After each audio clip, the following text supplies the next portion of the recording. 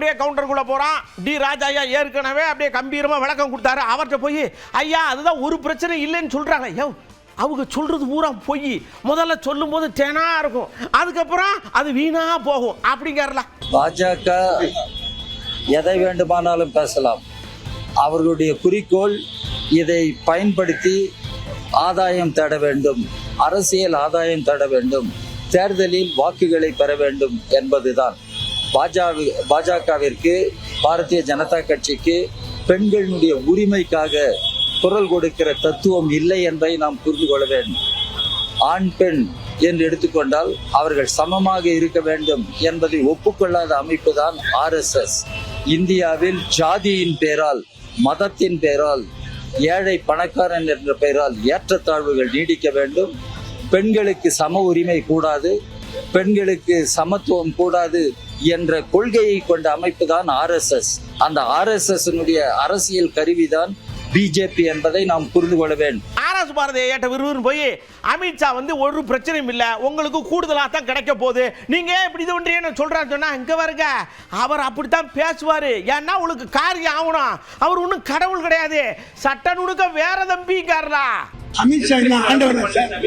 அமித்ஷா என்ன ஆண்டவனா? அமித்ஷா பொய் சொல்வதற்கே பிறந்தவர், பொய் சொல்லிக் கொண்டே இருப்பவர். ஆகவே அவர் சொல்றதுல நீங்க வந்து கேர் பண்ணி அவர் ஏற்கனவே சொன்னல, டிமானிட்டைசேஷன் ஆனால் கம்ப்ளீட்டாக பிளாக் பண்ணிலாம் போயிட்டு வந்தார். ஒரே ஒரு பைசா இந்த கஜானாக்கு லாபம் வந்துதா? ஒரு சிங்கிள் பை வந்துதா? தமிழ்நாட்டுக்கு 39லேருந்து 70 வரைக்கும் கொடுக்கணும், சும்மாலாம் கிடையாது. நீங்க வாட்டுக்கு ஏதாவது பேசிட்டு இருந்தீங்கன்னா அப்புறம் நான் வந்து ராயபுரத்துலேருந்து பல்ட்டி அடிப்பேன் அப்படிங்கிறலாம். எந்த காலத்திலும் சரி அது டீலிமிட்டேஷன் வந்து பார்த்தீங்கன்னா 2011 அந்த மக்கள் தொகை கணக்கெடுப்பின்படி தான் 2011 அந்த மக்கள் தொகை கணக்கெடுப்பு தான் நடக்கணும். அது மட்டும் இல்லாம எந்த காலத்துல வந்து தொகுதி குறையக்கூடாது. நமக்கு நியாயப்படி பார்த்தா டீலிமிட்டேஷன் படி பார்த்தா கிட்டத்தட்ட 70 தொகுதி வரணும். அந்த மாதிரி வந்து வந்தா நீங்க பிரிங்க, இல்லைன்னா வந்து 234 தொகுதிக்குள்ளவே ஒரு டீலிமிட்டேஷன் பண்ணுங்க. ஏன் உதாரணத்துக்கு நான் சொல்றேன், இங்க வந்து 1,56,000 ஓட்டு இருக்கு ராயபுரத்துல, அதுக்கு துறைமுகத்துல ரொம்ப குறைவு. குறைஞ்சி போச்சு 2,06,000. அதே சோழநல்லூர்ல பாத்தீங்கன்னா வந்து கிட்டத்தட்ட வந்து 5 லட்சம் ஓட்டு இருக்கு. ஸோ அந்த மாதிரி இல்லாம 234யும் ஒரு அலைன்மெண்ட் ஒரு சீரா அமைச்சு ஒவ்வொரு தொகுதியிலையும் வந்து அதை வந்து ஆவரேஜ் பண்ணி ஈக்குவலா பண்ணா அது. ஆனா அது 234 பண்ணும்போது இந்தியா ஃபுல்லா பாத்தீங்கன்னா தொகுதிகள் மாறக்கூடாது. சரிங்களா? அதுதான் அப்படி வந்து டீலிமிட்டேட் பண்ணோம்னா நமக்கு வந்து 65 தொகுதி 70 தொகுதி வரணும். வந்தாங்கல்ல குஷ்பு அக்கா, என்ன தமிழ்நாட்டில் மட்டும் எது செஞ்சாலும் உடனே இது ஒன்றுதியா, மற்ற ஸ்டேட்டெல்லாம் அமைதியாக வேடிக்கை பார்த்துட்டு சரிங்க நீங்கள் எங்கே கொதிக்கியன்னு கேட்காங்க. அக்காவுக்கு தெரியல மேட்ரு என்னன்னு. திமுக பொறுத்த வரைக்கும் எந்த ஒரு சட்டத்தை கொண்டு வந்தாலும் அதுக்கு எதிர்ப்பு தெரிய வைக்கிறாங்க. ஏன்னா அவங்களால பண்ண முடியாதது இன்னைக்கு சென்ட்ரல் கவர்மெண்ட் பண்ணிட்டு இருக்காங்க. இந்த சட்டம் கொண்டு வந்ததுனால திமுக மட்டும்தான் பாதிப்பு இருக்கா? இந்தியா முழுவதும் வேற எங்கேயாவது இதுக்கு போராட்டம் நடத்துறாங்களா? அப்போ திமுகக்கு மட்டும் என்ன பிரச்சனை இருக்கு நான் கேட்கிறேன். திமுகக்கு மட்டும் ஏன் பிரச்சனை இருக்கு? மற்ற மாநிலத்தில் போராட்டம் நடத்துறாங்களா? எதிர்ப்பு தெரிய வைக்கிறாங்களா? இல்ல. அப்போ இதுல தெளிவாக தெரியுது அவங்க அரசியல் மட்டும்தான் பண்றாங்க. தோல்வி பயம் அவங்களுக்கு எப்பவும் வந்துச்சு. அடுத்த தேர்தலில் நிச்சயமாக நாங்க ஜெயிக்க போறது இல்லை. இந்த தேர்தலில் திமுக மிகப்பெரிய ஏமாற்றம் இருக்கு. அது முதலமைச்சர் ஸ்டாலின் அவர்களுக்கு நல்லா தெரியுது. திமுக இருக்கிறவங்க அத்தனை பேருக்கு தெரியுது. அதனால இந்த மாதிரி செயல்படுறாங்க. அதாவதுங்க விளக்கணை வச்சுக்கிட்டு எங்க தப்பு நடக்குன்னு அக்கா பார்த்துட்டு இருந்துருப்பா. அவங்களுக்கு கண்ணில் விளக்கணை ஊற்றிக்கிட்டே, அதாவது எரிச்சிக்கல்ல தீப்பெட்டி வாங்கி எரிக்க வேண்டியதானே, அதெல்லாம் லைட்டர் வாங்கி எரிக்கிறது. அப்போ உள்ளூர் உற்பத்தியாளர்களுக்கு நீங்க உதவல, வெளியூர்காரனுக்கு தான் உதவுறியா அப்படின்னு அந்த இடத்துல லைட்டா உள்ள விடுறாங்களா வண்டியை. சரி, இன்னைக்கு நான் காலையில வந்து போராட்டம் நடத்துனாங்கல்ல, நீங்களும் நான் சேர்ந்ததானே பார்த்தோம். பிளாஸ்டிக் பேண்டா இருக்குல்ல, லைட்டர் வச்சுட்டு பிளாஸ்டிக் தானே ஏத்துனீங்க. முதலமைச்சருக்கு அது கூட தெரியாது பிளாஸ்டிக் பேன் இருக்கு. இந்த லட்சணத்துல நீங்க மாநிலத்தை காப்பாற்ற போறீங்களா? ஒரு பேசிக் காமன் சென்ஸ் இல்லாம நீங்க வேலையை செஞ்சீங்கன்னா அப்போ மக்களுக்காக என்னத்தான் போராடுறீங்க? சும்மா ஒரு ஃப்ரண்ட் பேஜ் நியூஸ் இருக்கணும், பாருங்க மக்கள் ஏமாத்துறதுக்காக. நான் பாருங்க உங்களுக்காக நிக்கிறேன்னா. ஒரு basic common sense, plastic is banned, பிளாஸ்டிக்கே நீங்கள் லைட்டர் வச்சுட்டு நீங்கள் பற்ற வைக்கிறீங்க. அப்போ இதுலேயே அவங்களுடைய செயல் எப்படி இருக்குது, மனநிலை எப்படி இருக்குது யோசிச்சு பாருங்க. திமுக காரர்களுக்கு எப்பயுமே ஒரு பிம்பத்தை உருவாக்குறது பெரிய ஆளுங்க. விஜயதாரணி அக்கா கண்டுபிடிச்சிருக்காங்க. கேஸ் தட்டுப்பாடு கிடையாது, பெட்ரோல் தட்டுப்பாடு கிடையாது, ஆனா தட்டுப்பாடு இருக்க மாதிரியே கொண்டு போறாங்கல்ல. ஆனா இதே மாதிரி தான் இங்கேயும் மசோதாவுக்கும் அப்படின்னு அக்கா கண்டுபிடிச்சிருக்காங்க. நிறைய கேஸ் வச்சிருப்பாங்க போட்டுருக்கு. ஏற்கனவே பெட்ரோல் டீசல் தட்டுப்பாடு இருக்குங்கிற மாதிரி ஒரு பிம்பத்தை உருவாக்கி 50-100 பைக்கை கொண்டு போய் ஒரு பெட்ரோல் பங்க்லையும் தமிழ்நாட்டில் அவங்க கட்சி நிர்வாகிகளே நிறுத்திட்டு ஒரு நெருக்கடியை கொண்டு வந்து ஒரு தட்டுப்பாடு இருப்பது போன்ற ஒரு பிம்பத்தை உருவாக்க முயற்சி பண்ணாங்க. ஆனால் பிரதமர் மோடி அவர்கள் அதையெல்லாம் தட்டிட்டு பெட்ரோல் டீசல் சரியாக கிடைக்கிறது, அதே மாதிரி எந்த விலை உயர்வும் கிடையாதுங்கிறத மத்திய அரசு உறுதி பண்ணிட்டாங்க. ஆனால் வேண்டுமென்றே இங்கே தமிழ்நாட்டில் அப்படி ஒரு பிம்பத்தை உருவாக்க திமுக செய்தது நமக்கெல்லாம் ஞாபகம் இருக்கு. அதே போல டீலிமிட்டேஷன் விஷயத்திலையும் திட்டமிட்டு திமுக செய்கிறதே தவிர அதன் கூட்டணி கட்சிகள் திட்டமிட்டு செய்கிறாங்க. அதனால டீலிமிட்டேஷனில் சீட்டு கூட தான் போகுதே தவிர குறையிறதுக்கு எந்த வாய்ப்பும் இல்லை. வேண்டுமென்றே திமுக செய்வதை மக்கள் புரிந்து கொள்ள வேண்டும். இது திசை திருப்பும் நடவடிக்கை. எலெக்ஷன் நேரத்தில் அவங்களுக்கு எங்கே தோத்துருவோம் அப்படிங்கிறதுனால அவங்க இதை மக்களை திசை திருப்புவதற்காக செய்யக்கூடிய செயல்கள் தான். அப்படியே முதலமைச்சர் ஐயா காதுக்கு இது போட உடனே 2 பேர் இப்படியே புலம்பிட்டு அடங்க. இப்போ நாங்கள் கொடுத்தது ட்ரெய்லர் தான், மெயின் பிக்சர் வேற வச்சிருக்கிறோம். அப்போ இருக்குது உங்களுக்கு. தமிழன் என்றொரு இனம் உண்டு, தனியே அவருக்கு ஒரு குணம் உண்டு. கருப்பு கொடி ஏற்றி இன்னைக்கு காட்டிட்டோமா? இது வெறும் ட்ரெய்லர் தான். மெயின் பிக்சரை பார்க்கணும்னு டெல்லி ஆசைப்படக்கூடாது. தமிழர்களுடைய ரத்தத்தில் சூடு குறைஞ்சிடுச்சு, தெருவில் இறங்கி போராட மாட்டாங்கன்னு நினைக்காதீங்க. மொழிக்காக வீதிகளில் இறங்கினவங்க எங்கள் இனத்துடைய உரிமைக்காக இறங்க மாட்டோமா? தமிழர்களுக்காக போராட யார் இருக்காங்கன்னு நினைச்சாங்க? இந்த முத்துவேல் கருணாநிதி ஸ்டாலின் இருக்கான்.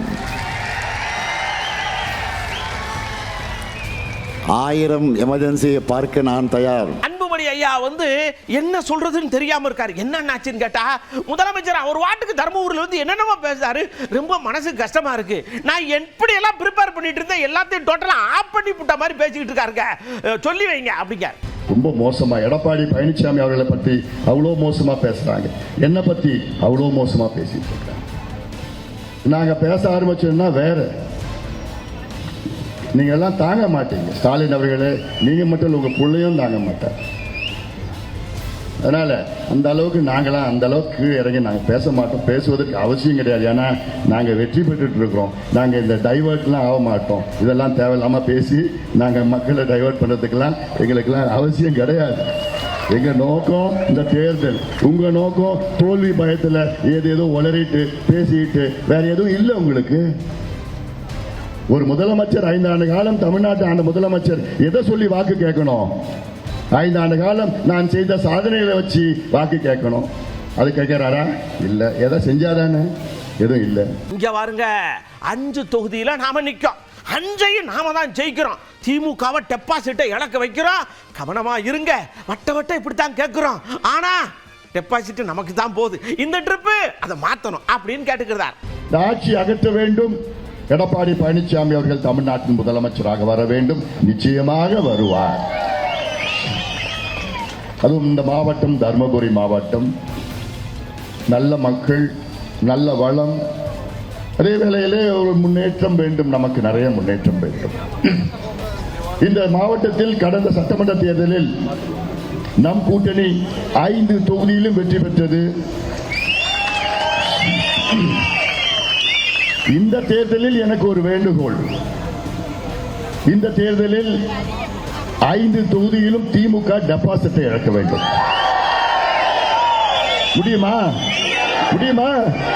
அவ்வளவுதான். நீங்க முடிவு பண்ணிட்டீங்க. யாராலும் தடுக்க முடியாது. அதுவும் இந்த தொகுதியில் திமுக வேட்பாளரை பத்தி நான் அதிகம் பேச போறது கிடையாது. ஏன்னா பேசுறதுனாலே வேஸ்ட், என் டைம் வேஸ்ட். பேசுகிற அளவுக்கு ஒன்றும் கிடையாது. ட்விட்டர் குமார் இந்த ட்விட்டரில் ஃபோனில் நோண்டிகிட்டே ஃபோனில் பார்த்துட்டே இருப்பார்.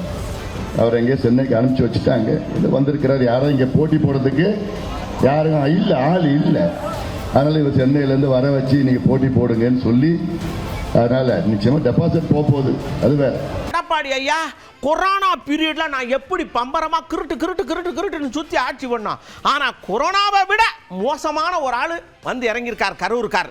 பார்த்து ஜாக்கிரதையா இருங்க. ஜெயிச்சிட்டோம்னா நான் வேற மாதிரி ஆக்ஷன் எடுப்பேங்க. தெற்கு தொகுதியில் நம்ம ஏற்கனவே அண்டா திமுக ஆட்சி இருந்தது, உங்களுக்கு நல்லா தெரியும்.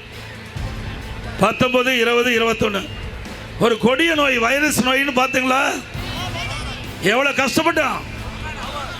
அந்த வைரஸ் காற்றிலே பரவி அந்த வைரஸ் பாதிக்கப்பட்டவர்கள் உயிரிழக்கின்ற அளவிற்கு ஒரு கொடிய நோய். அந்த கொடிய நோயோட மிக கடுமையானது கரூர்லேருந்து காற்றில் வந்து கலந்து தெற்கு சட்டமன்ற தொகுதியில் பரவி இருக்குது. திருப்பி சொல்றேன், கொரோனா வைரஸ் தொற்று கூட மருந்து இருக்குது. இப்ப வந்த வைரஸுக்கு மருந்தே இல்லை. அது ஏதாவது பாதிக்கப்பட்டு விட்டா உங்களுக்கு உயிருக்கே ஆபத்து விடும், உங்களுடைய வாழ்க்கைக்கு உழ வச்சிருவாங்க. கரூரை முடிச்சு கட்டி கோவை மாநகரத்தில் தெற்கு சட்டமன்ற தொகுதியில் நுழைஞ்சிருக்கிறாங்க. அவர்களை விரட்டி அடிப்பீங்களா? சத்தமா சொல்லுங்க, விரட்டி அடிப்பீங்களா? பூவா கொற்றாகையா நாங்க வரும்போது கஸ்தூரி அக்கா இப்படி புலங்காக அடைகிறாங்க. அந்த பூ எதுக்குங்கிறது பின்னாடி தெரியும்னு தெரியல. மகிழ்ச்சிக்கும் ஆர்வத்துக்கும் அளவே இல்லாம கட்டுக்கடங்காம ஒரு மகிழ்ச்சியில இருக்கிறாங்க. ஏன்னு கேட்டா, முன்னாடியெல்லாம் நல்லாட்சி வரும் அப்படின்னு தெரிஞ்சு அதை கொண்டாடுவாங்க, ஆட்சி நல்லா இருக்குன்னு சொல்லி கொண்டாடுவாங்க. இப்ப துஷ்ட சக்திகளை ஒழிக்க போறோங்கிற ஒரு சந்தோஷத்துல, அந்த எதிர்பார்ப்புலயே தமிழ்நாட்டு மக்கள் இப்பவே கொண்டாட ஆரம்பிச்சிட்டாங்க. இந்த வாட்டி போட்டியெல்லாம் கிடையவே கிடையாது. தேசிய ஜனநாயக கூட்டணிக்கு எந்த போட்டியுமே கிடையாது. திமுகவை பொறுத்த வரைக்கும் அவங்களுக்கு முடிஞ்சிச்சு, இது இறுதியுரையே எழுதியாச்சு அவங்களுக்கு. தாவேக்காவை பொறுத்த வரைக்கும் அவங்க வந்து ஒரு புதிய கட்சி, அதனால அவங்க வரட்டும், வந்து தேர்தலில் அவங்களுடைய இதை நிரூபிக்கட்டும், அதுக்கப்புறம் பேசும். என் நெஞ்சில் குடியிருக்கும் மக்களே, புக்க பூரா கையில் வாங்கிக்கோங்க. மலை நீங்களே படிங்க. எவ்வளவு திட்டம் வச்சிருக்கிறேன். முத்தான 10 திட்டத்தில் முதல் திட்டம் இதுதான் அப்படின்னு எடுத்து சொன்னார் பாருங்க. ஒவ்வொரு பெண்ணும் அதிகாரம் மிக்கவர் என்பதை பறைசாற்றும் வெற்றி மகளிர் திட்டங்கள். அதுல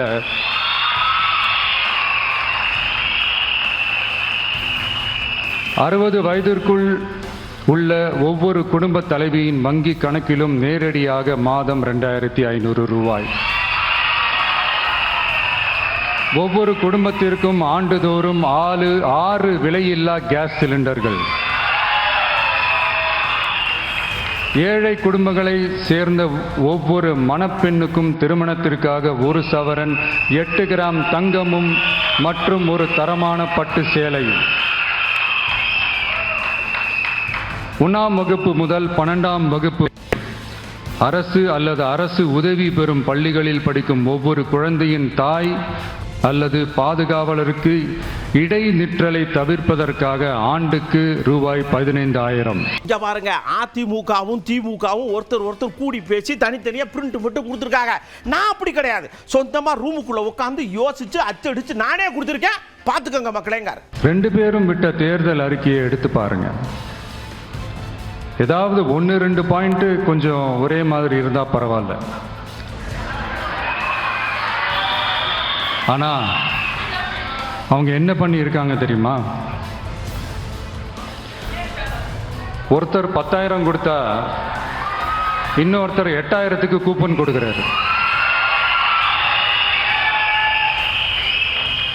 ஒருத்தர் ஃப்ரிட்ஜ் கொடுத்தா இன்னொருத்தர் ஃப்ரிட்ஜ் வாங்க டோக்கன் கொடுக்கிறாரு. 2 பேருமே மீனவர்களுக்கு 12,000 ரூபாய் கொடுக்குறாங்க. 2 பேருமே பெண்களுக்கு 2,000 ரூபாய் கொடுக்குறாங்க. இப்படி 2 பேரும் ஒரே தேர்தல் அறிக்கையை பேரை மாற்றி கலரை மாற்றி தந்திருக்கிறாங்க. இவங்க 2 பேரும் வேற வேற இல்லை, ஒரு குடையின் கீழ் இருக்க கொள்கை கூட்டம்தான். ஆனால் இந்த 2 ஊழல் கூட்டம் மாதிரியெல்லாம் நாம் ஏமாற்றவே மாட்டோம். நமக்கு மக்கள் தான் முக்கியம், அவங்க மனசு தான் முக்கியம்,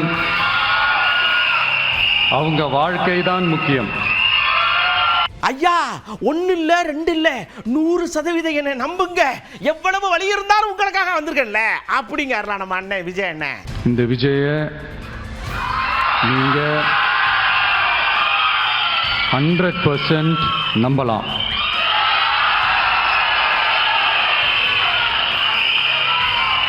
பொய்யான வாக்குறுதிகள் கொடுத்து நான் உங்களை ஏமாற்ற மாட்டேன்.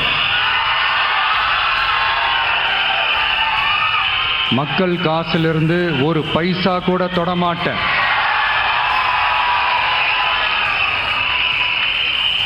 நான் ஏற்கனவே சொன்னதை தான் இங்கே நான் மறுபடியும் ரிப்பீட் பண்ணுறேன். நம்மளுடைய வேட்பாளர்களும் நானும் வேறு வேறு இல்லை. நம்ம வீட்டில் இருக்கிற ஒருத்தர் நம்ம குடும்பத்தை சேர்ந்த ஒருத்தரை தான், நம்ம குடும்பத்திலிருந்து ஒருத்தரை தான் நம்ம வேட்பாளர்களாக நான் செலக்ட் பண்ணியிருக்கிறேன். நம்ம வேட்பாளர்களுக்கு நீங்கள் ஓட்டு போடுறது நமக்கு நாமே ஓட்டு போட்டுக்கிற மாதிரி. நம்ம வேட்பாளர் ஜெயிச்சா நாம ஜெயிச்ச மாதிரி. அதனால தயவு செஞ்சு விசில் சின்னத்துக்கு ஓட்டு போடுங்க. சவால் விடுறையா, எந்த அரசியல் கட்சிக்காவது இந்த பக்கம் லேடிஸ் இந்த பக்கம் ஜென்ஸ், நடுவில் மட்டும் அண்ணன் நிற்பேன். அதே மாதிரி உங்களால முடியுமா? என்ன பேசுறீங்க நீங்கெல்லாம் அப்படின்னு காலர் தூக்கி விடுறாரு நம்ம செந்தமிழர் அண்ணன் ஜீமானாஜி. இதில் எந்த கட்சி சரிவாதி பெண்களுக்கு தொடர்ந்து வாய்ப்பளித்து வருகிறது? ஒரு கட்சி சொல்லுங்கள். ஒரு கட்சி, எந்த கட்சி? ஒரே ஒரு கட்சி சொல்லுங்கள். யார்? பிறகு இப்போதுதான் பாராளுமன்றத்தில் 33 விழுக்காடு இடஒதுக்கீட்டுக்கு தீர்மானம் நிறைவேற்ற போறார்கள், பேச போகிறார்கள். நீங்கள் எதற்காக சிவனை வழிபடுகிறீர்கள்? சரிவாதி பெண்களுக்கு இடம் மறுக்கிற, தரம் மறுக்கிற நீங்கள் சிவனை வழிபடுகிற அருகதையை எப்படி பெறுகிறீர்கள்? எதற்காக வழிபடுகிறீர்கள்? எதற்காக? அன்று சிவன் கொடுத்தான், இன்று அவன் மகன் சீமான் கொடுக்கிறான் இந்த மண்ணில். வேற எவன் கொடுத்தான்? பெண்கள் எல்லாம் எனக்கு ஓட்டு போட்டு விடுவார்கள் என்று கொடுக்கிறோமா? இல்லை, எங்கள் பிறவி கடமை செய்கிறோம்.